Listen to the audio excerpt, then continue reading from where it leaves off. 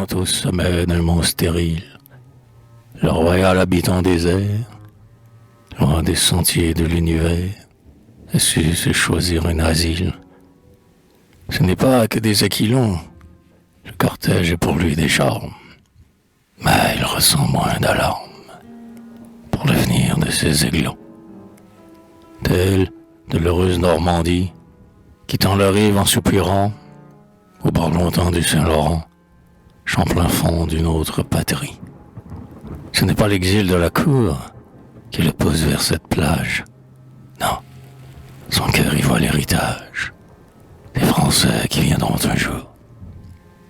Ainsi commença l'épopée, qu'auprès de son sang généreux, la France grava dans ses lieux, avec la hache, avec l'épée. Ce fut une œuvre de géant, qui nous rendra nos jours de gloire. Pourquoi faut-il que la victoire nous ait trahis au dernier chant? D'Israël, le bras tutélaire, succombe au cou de Dalila. Mon calme que, seul, où il fait gala, cède à la fortune arbitraire. Mourons, pour la dernière fois, sur nos drapeaux à lui l'aurore. Vivons, si Dieu nous laisse encore, l'honneur, notre langue et nos lois. Dépôt sacré pour ta défense, nos fils, quand nous ne serons plus, s'armeront de mâles vertus, seul don que nous laisse la France. Mais si par le sort envieux, leur âme au faux Dieu asservi, sur leurs autels te sacrifie, viens nous retrouver aux cieux. Vos vœux s'accompliront.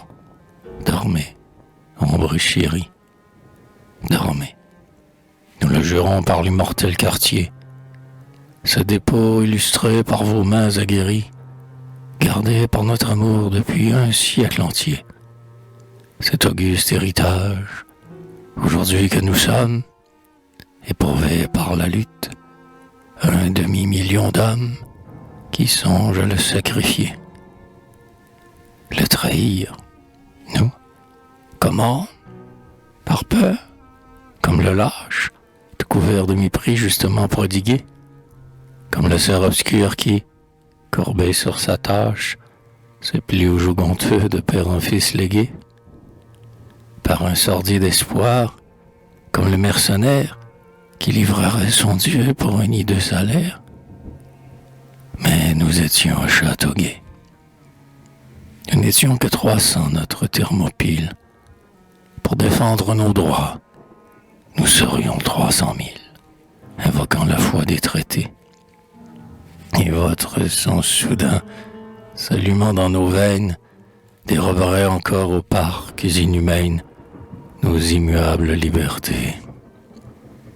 Tels des nochers rivaux que la discorde anime, unissent leurs efforts pour soustraire à l'abîme les débris de leur seul vaisseau.